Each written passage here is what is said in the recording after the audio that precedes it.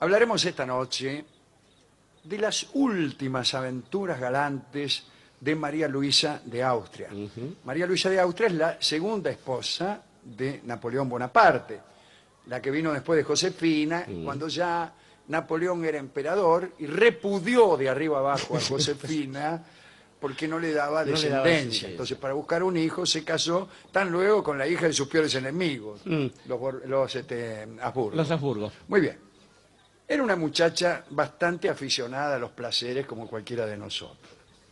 Y este episodio que contaremos tuvo lugar tiempo después del fin de su relación con Napoleón, incluso cuando el emperador ya había muerto.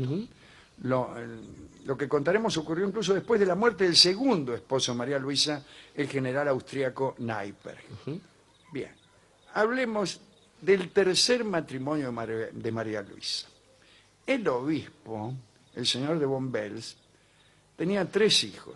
Se explica porque el obispo no había recibido las órdenes sagradas hasta los 65 años, después que murió su mujer. Entonces se hizo ordenar. Ordenar, sí, creí que decía ordeñar, hubiera sido espantoso. También, pero bueno. Antes de ser obispo había sido oficial de mosqueteros y había sido embajador de Francia en varios lugares. Uno de sus hijos, que había emigrado a Austria, era lugarteniente del ejército austríaco, se llamaba Carlos de Bombels. Cuando María Luisa enviudó del general Neipperg, viajó a Parma y allí se convirtió en la duquesa de Parma, bla, bla, bla. Fenómeno. El canciller Metternich envió a Carlos de Bombels a Parma. Iba en calidad de jefe de tropa y como duquesa de Parma, María Luisa recibió en una fiesta a distintos jefes. Cuando lo vio a Carlitos de Bombels, se enamoró inmediatamente y le escribió a una amiga confesándole que había visto a un hombre que reunía todo lo que ella deseaba.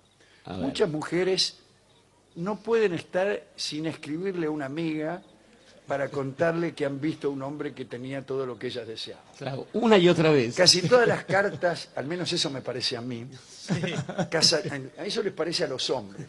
Los hombres creen que las mujeres se pasan escribiendo cartas a sus amigas en las que les dicen que han visto un hombre que tenía todo lo que ellas deseaban, y aún más creen los hombres, creen ser ese hombre. Bueno, es mucho creer. Sí, vamos, muchachos. Un hombre es una persona que cree demasiadas cosas. Sí, María Luisa decidió seducir al soldado y llevarlo cuanto antes a su aposento con el propósito de alborotar frazadas. Bueno, y empezó a dar a cada rato fiestas y recepciones y lo invitaba al tipo. Desde el momento en que llegaba Carlos, ella lo miraba insistentemente y cuando las miradas se cruzaban, ella sonreía. Y Carlos supo que algo estaba sucediendo, especialmente cuando en una oportunidad fue el único invitado a una recepción. Además, ella lo recibió con un vestido que al parecer no dejaba nada librado a la imaginación.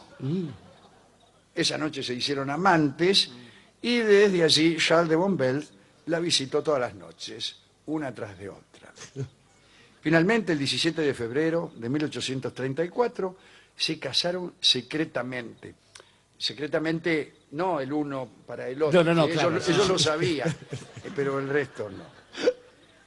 Charles de Bombels, esto es interesante, doctor, se quejó muy pronto de la lujuria de su esposa. Le escribió a un amigo. Tengo la carta, tenemos la carta. ¿A dónde? Aquí está. Conserva la carta y la tenemos. Está bastante bien. Le escribió Charles de Bombels a un amigo, dice. Sí. Cada noche creo que debo honrar a varias mujeres.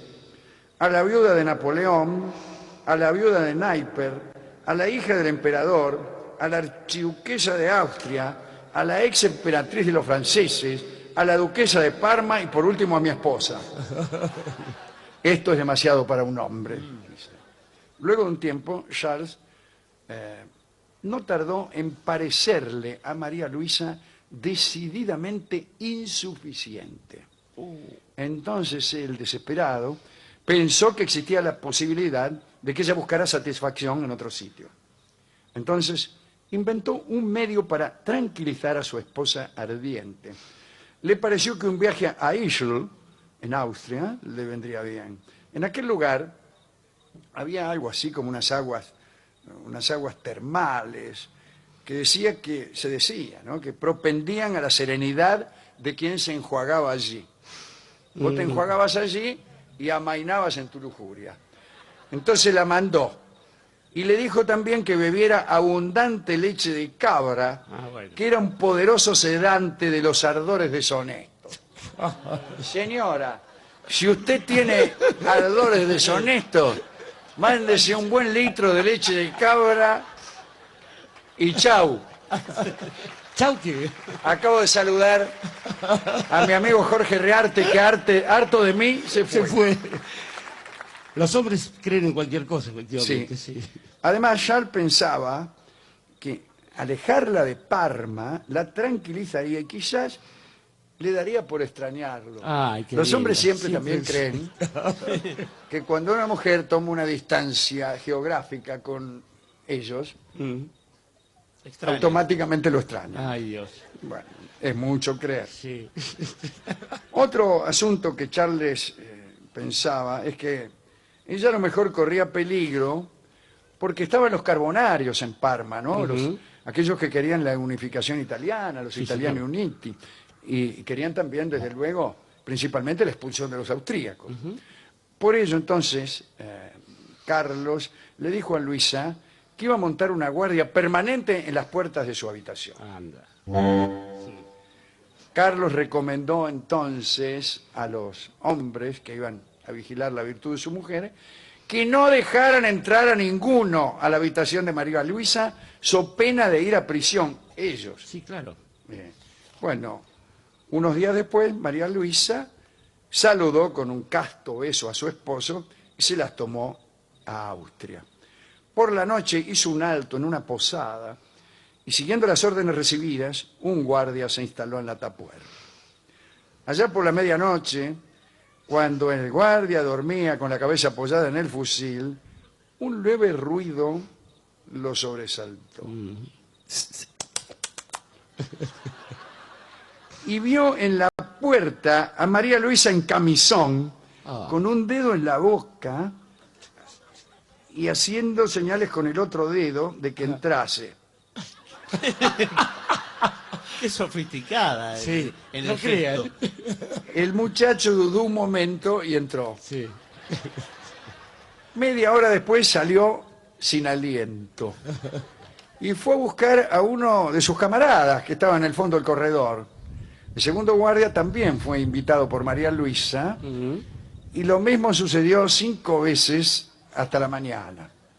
Los 5 guardias que debían encargarse del cuidado de la duquesa de Parma entraron en la habitación sucesivamente. Bueno, se sabe. La noche siguiente, luego de haber llegado a Ischl, sucedió lo mismo. Y en cada una de las noches, cada muchacho tuvo su tarea específica asignada. Incluso se les proporcionó a cada uno un sobrenombre. El morochito, etc. El primero, el segundo, el tercero. Mocero. La estadía fue un verdadero placer para María Luisa. Su jornada estaba admirablemente programada y luego de aquellas noches se daba una enjuagada por las aguas milagrosas. Por la tarde descansaba un poquito, daba un paseo, escuchaba música y a la noche se tomaba un tazón de leche de cabra sabiendo que no le iba a hacer ningún efecto. Tiempo más tarde volvió. Cuando Charles vio volver a María Luisa tranquila y sosegada, pensó que había tenido razón en enviarla a esas aguas. Y más tranquilo también él salió a un lugar donde proyectaba crear un balneario o algo así. Se fue él de viaje y la dejó sola María Luisa. Otra vez sola ella pensó cómo ocupar sus ratos libres. Anduvo con un tal Gilles de Con, un tenor que la sedujo con su canto, naturalmente. Y el tenor le escribió a un amigo. Tengo la carta. También. En este momento sucedo a Napoleón. Anda. Durante toda la ausencia de Charles, Gilles Lecomte, pasó todos los días en el Palacio de Parma. Tiempo después Lecomte se aburrió de María Luisa Ajá. y volvió a París. Por aquellos tiempos, los soldados de la Guardia Ducal se peleaban entre ellos y hacían mérito para que los eligieran como custodios de aquella mujer tan voluptuosa. Era un destino extraordinario. Pero pasó el tiempo. Los soldados fueron amainando en su atracción. Algunos ya empezaban a decir que María Luisa estaba un poco marchita. Y aquellas aventuras, las que tuvo con los guardias y con el tenor, fueron las últimas de María Luisa. Carlos le daba poca bolilla, se dedicaba a sus negocios. Y deprimida, sin amor, la ex emperatriz murió el 18 de diciembre. Es ella. Sí, sí. Acabo de convertirme al budismo. Le explico a los oyentes que el espíritu de María Luisa de señor. Austria me arrebató de las manos el papel que yo estaba leyendo, con lo cual todos nosotros, muchos escépticos desde luego, Sí, metiéndose un dedo en la boca, le nos hemos convertido en creyentes. Sí, señor. Murió en 1847 a los 56 años. Sí. Es una historia graciosa, parece alegre así formulada, pero cuando es la última historia, cuando a eso sobreviene el aburrimiento de los amantes, la historia toma un carácter triste que no tenía. Atención, oh amigos, que andamos por ahí de aventuras. Hasta la aventura más divertida se torna melancólica si resulta que es la última. Ciertamente, si tiene ese carácter crepuscular, Alejandro. Estaba pensando curiosamente que en el año en que deja este mundo María Luisa, en estas tierras, en estos pagos, estábamos protagonizando nada menos que la gesta de obligado, ¿no? Así es, Frente a en esos el bloqueo anglo-francés. anglo-francés, frente a esos imperios que habían suplantado al del marido de María Luisa. María Luisa no es una mujer que le caiga bien de todo a este programa. Fíjese una cosa, en principio. Diríamos que oscila entre el modernismo y el romanticismo como una parodia de ambos, ¿no? Porque por un lado celebra la belleza masculina y la celebra de un modo frívolo, si se quiere, ¿no? Y por otro lado celebra la fuerza de la naturaleza, como los románticos, y finalmente no termina haciendo ninguna de las dos cosas, porque se parece mucho más a un libertino, a un hombre, a un varón que lo único que quiere es acumular las proezas en términos de número de las mujeres. Y ya se sabe lo que conoce. pensamos aquí de los varones. De los varones, exactamente. Son gente que cree todo. Después pensaba también en esta especie de extraño marido de corolario de una vida. Ella estuvo casada con nuestro amigo Napoleón Bonaparte, con el emperador, con Naipper, que estuvo también... casado con él porque también era un hombre de honor. Y que este hombre, después de haber sido fatigado por el fervor amoroso, y no me importa si era una ninfómana, tenía derecho, era la emperatriz de Austria, después de todo, digo, la esposa de Napoleón, que el tipo dijese, ay, vengo de estar con la esposa de Napoleón, la viuda de Naipper, eso demuestra la bajeza del tipo. Sí, señor. Sí, andar contándoselo a sus amigos. Sí, ya me puso de mal humor Sí, usted. y creer que con un litro de leche de cabra, etcétera. Sí, claro. Y en las termas, ¿por qué no vas a merendar a Ese Copahue? tipo de un hombre. De un hombre en el peor sentido. En el peor Es decir, sentido. de un hombre de la televisión. Bueno, lo discute.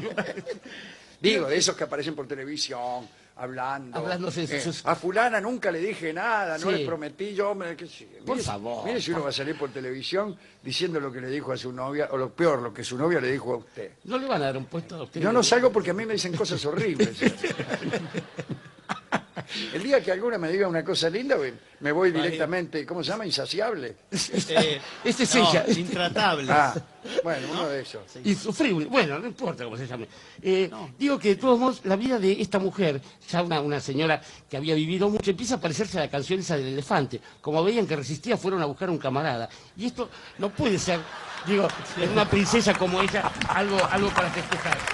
Digamos que, por otra parte, Hay otra cosa que me molesta en la historia y es que se ve a una mujer como María Luisa de Austria diciendo que en algún momento empezó a marchitarse. Quiero decir, en principio, a esos soldados habría que fusilarlos a todos por falta de lealtad. Y después de una mujer, sobre todo si tenía esta especie de deseo desenfrenado, tampoco hay que decir esas cosas, porque marchita y todo, a uno podía lograrle un ascenso, por ejemplo, o me va a decir que los otros se acostaron con ella por amor. No se ponga tan mal, Jorge.